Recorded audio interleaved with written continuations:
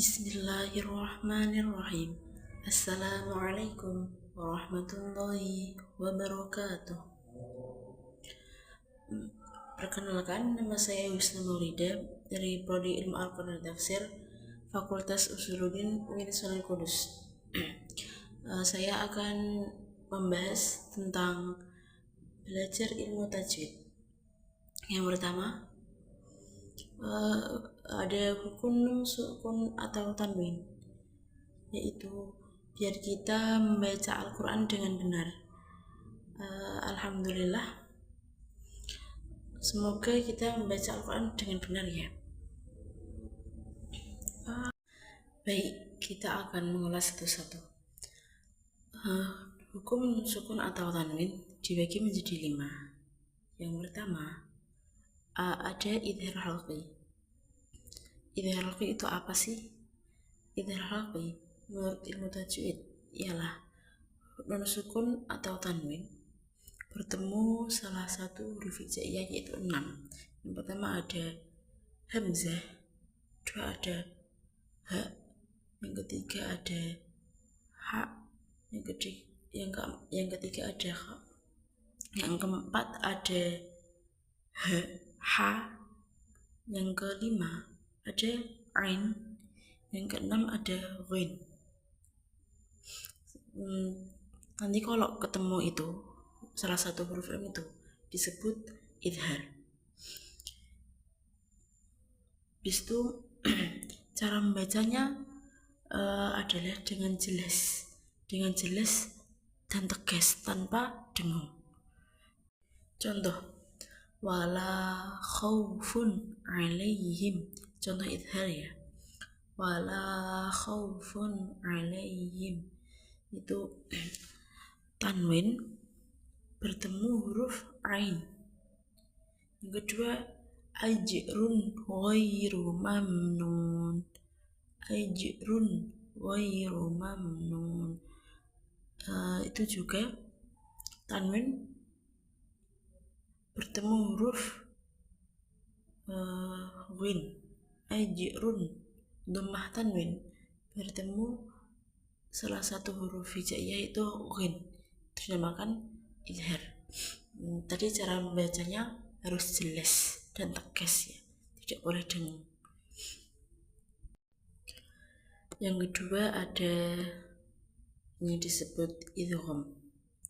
Idgham menurut ilmu tajwid itu dibagi 2, idgham bi gunnah dan idgham bila gunnah. Apa sih idgham bi gunnah? Idgham bi gunnah itu menurut ilmu tajwid hukum sukun atau tanwin yang dibaca dengung. Idgham itu dengung artinya. Dan idgham bila gunnah itu tanpa dengung.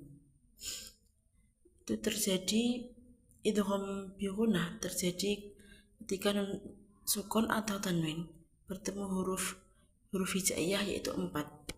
Yang pertama ada ya, yang kedua nun, yang ketiga mim, dan yang keempat waw.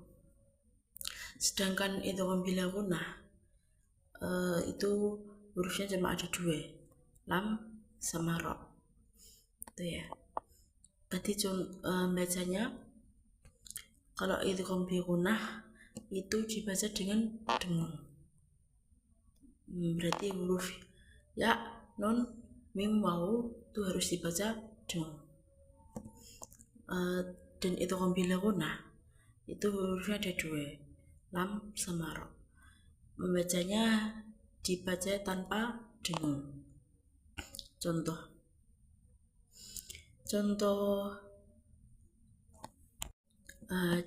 membaca idgham bi gunnah itu ada mayyakulu, itu sukun bertemu huruf ya,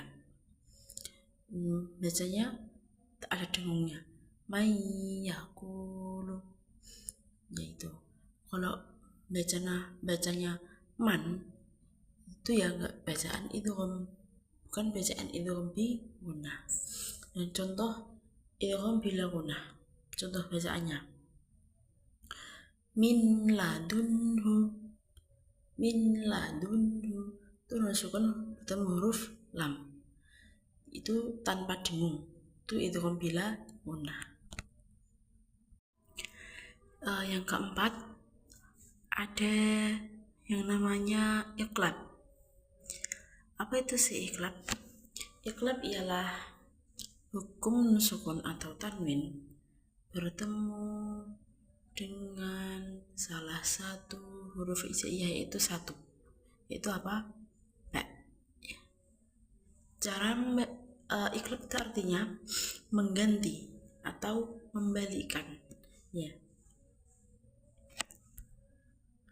Dalam hukum tajwid, ya tadi hukum nun sukun, ilmu tajwid ya, hukum nun sukun atau tanwin bertemu dengan salah satu huruf hijaiyah, yaitu satu, dia apa?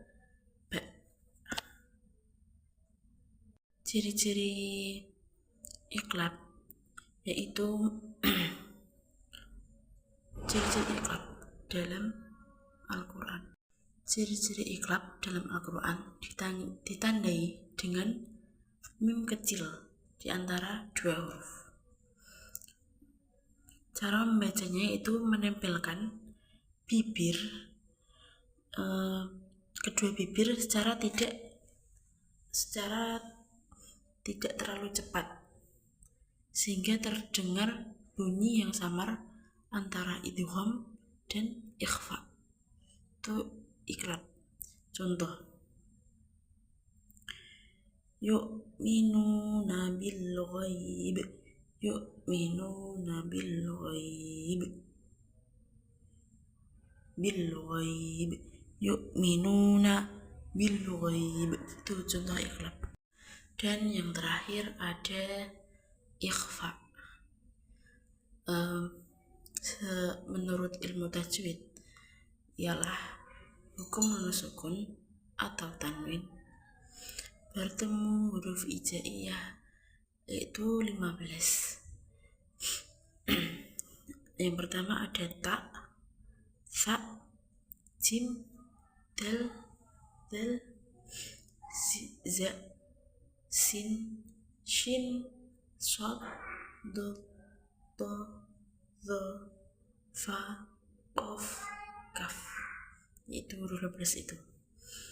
Cara membacanya ialah samar atau menyembunyikan, tapi diucapkannya secara jelas, itu ialah ikhfa. Contoh